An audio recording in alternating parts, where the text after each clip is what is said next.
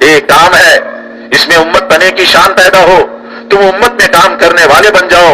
امت ایسے طبقے کا نام ہے جو ساری زبانوں کے، سارے ملکوں کے، ساری قوموں کے لوگ ہیں، جو کچھ بنیادوں کے قائل ہیں، جو کچھ بنیادوں کے قائل ہیں، ان سب کا ضابطہ اللہ کی طرف سے ایک ہی ہے، دو ضابطے نہیں ہیں کہ پاکستان والوں کے لیے یہ ضابطہ، یورپ والوں کے لیے یہ ضابطہ نہیں۔ اس کام میں سب جگہ کے لیے ضابطہ ایک ہی ہے۔ عرب و عجم تک دو ضابطے نہیں ہیں کہ عرب کے لیے الگ، عجم کے لیے الگ، چاہے کہ تم خود ہی سینکڑوں بنا لو۔ امت کے مسئلے میں یہ سمجھ لو کہ سب پر اللہ کا ایک فیصلہ ہوگا۔ جب امت کے عام پر فیصلہ ہوگا تو وہ امت مشرق میں ہو مغرب میں ہو، سب پر وہ فیصلہ لاگو ہوگا اور وہ سب پر چالو ہوگا۔ جب عیسائیوں کو حضرت محمد صلی اللہ علیہ وسلم نے مباہلے کا چیلنج دیا تو دوسرے دن مباہلے کے لیے تیار ہو کر آئے، اور حضرت محمد صلی اللہ علیہ وسلم اپنے خاندان والوں کو لے کر آئے اور غیظ و غضب سے حضور صلی اللہ علیہ وسلم بھرے ہوئے تھے۔ نجران کے عیسائیوں کے سردار نے کہا، ارے ان کے چہرے سچوں کے معلوم ہوتے ہیں، صلح کر لو، صلح کر لو۔ بعد میں حضرت محمد صلی اللہ علیہ وسلم نے فرمایا کہ اگر میرے ساتھ آج یہ مباہلہ کر لیتے تو روئے زمین کے جتنے عیسائی ہیں وہ سارے مسخ ہو جاتے۔ امتی ضوابط اور ہیں، امتی ضوابط اور ہیں، اور امتی ضوابط ٹوٹ رہے ہیں۔ اس اعتبار سے یہ سوچو کہ کام کرنا ہے، اس طرح تم امت کے اعتبار سے کام کرنے والے قرار دیے جاؤ۔ پوری امت کے کام میں جون سی سطح کے اعتبار سے تم پر قربانی آ کر پڑتی ہے، اس وقت میں اپنے سارے مسائل کو چھوڑ کر قربانی اختیار کرنا قربانی کی سینکڑوں سیڑھیوں میں سے ایک سیڑھی ہے۔ امت کے اعتبار سے تقاضا آیا اور مسائل سے گھرا ہوا ہے، لیکن کام کے، امت کے اعتبار سے کام کا جو تقاضا آیا، اپنے مسائل کو چھوڑ کر جب اس پر چلا تو یہ قربانی کی سیڑھیوں میں سے ایک سیڑھی پہ چڑھ گیا۔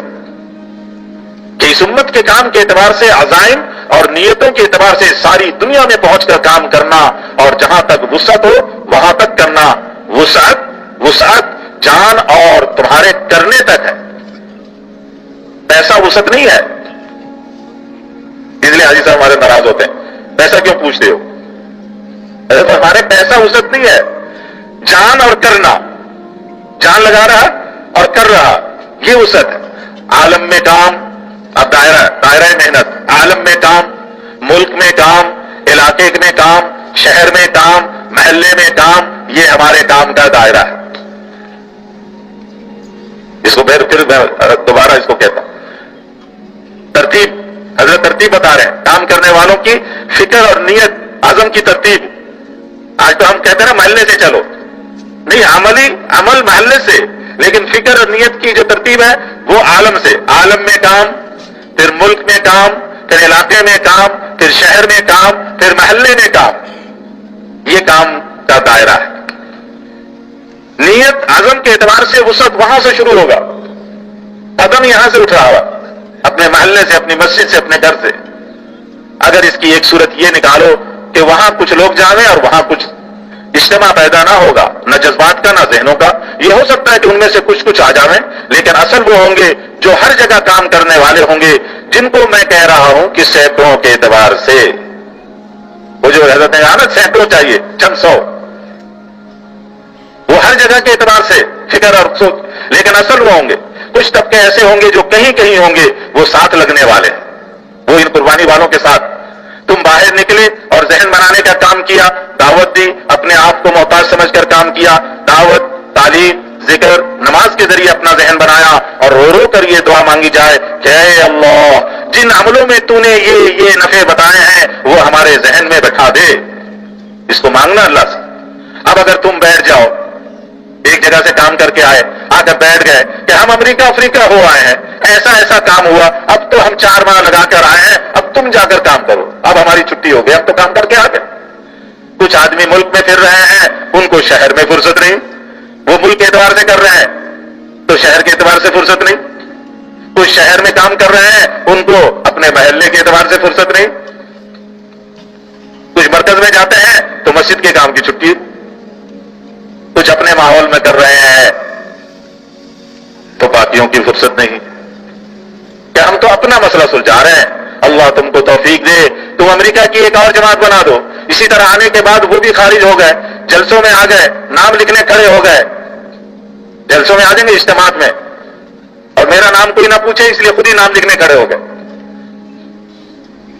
اس طرح جتنے آدمی بنتے رہیں گے تو وہ ایک چبوترا بنتا جائے گا، یعنی قربانی کی ایک ہی سطح جو پھیل رہی ہے، حالانکہ زمین پہ پھیل رہی ہے، اوپر نہیں پہنچ رہی ہے۔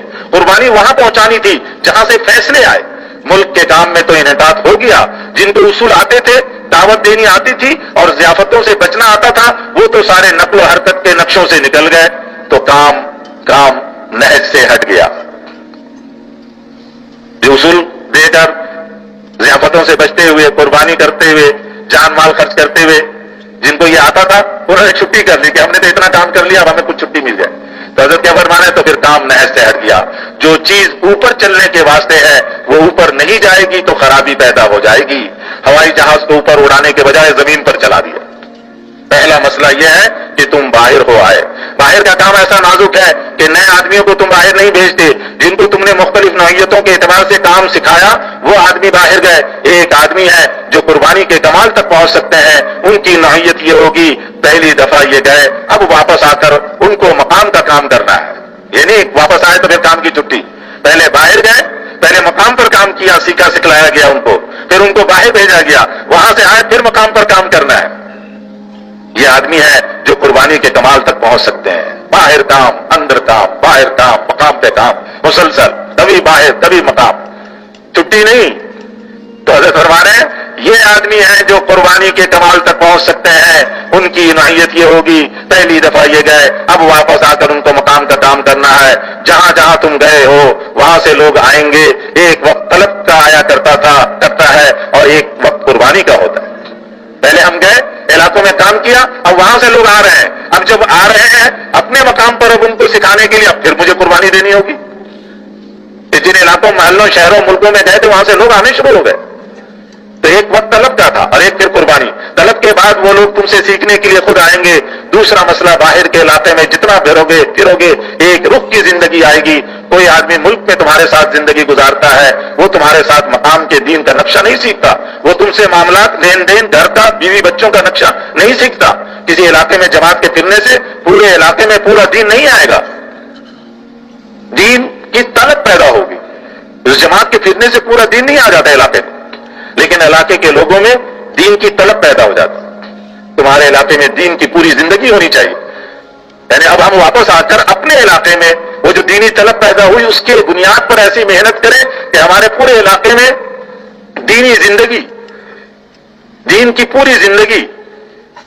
اب ایک حضرت فرمانے ایک بہت بڑے آدمی کا تانگے والے کی بات سے ذہن بنا کہ تانگے والے کا ذہن بنا ہوا تھا، اس نے دعوت دی اور اس کا ذہن بن گیا۔ بے شک ہمیں اس علاقے میں دین سیکھنے کے لیے آنا چاہیے، اگر تمہارے علاقے میں دین نہ ہوا تو وہ آئیں گے اور چلے جائیں گے، وقت پورا کر کے چلے جائیں گے اور پورا دین سیکھ کر نہ جائیں گے۔ حضرت محمد صلی اللہ علیہ وسلم نے اسی طرح دین سکھایا تھا، نقل و حرکت والا دین نقل و حرکت سے سکھایا، اور مقام کا دین مقام پر بلا کر۔ اور ایک سال تو ایسا کہ سارے عرب سے جماعتیں آئیں، اس کا نام ہی رکھ دیا سنۃ الوفود۔ آج 4 سال میں جو دین نہیں آتا ہے وہ دین اس زمانے میں 20 دن میں آ جاتا تھا۔ اگر صرف کتابوں سے دین زندہ کرو تو 10 سال میں بھی زندہ نہ ہوگا۔ اگر ایک معاشرہ بنا کر وہاں پر کسی کو ڈال دو تو 20-25 دن میں وہ دین سیکھ جائے۔ دینی معاشرہ بنا کر وہاں کسی کو ڈال دو۔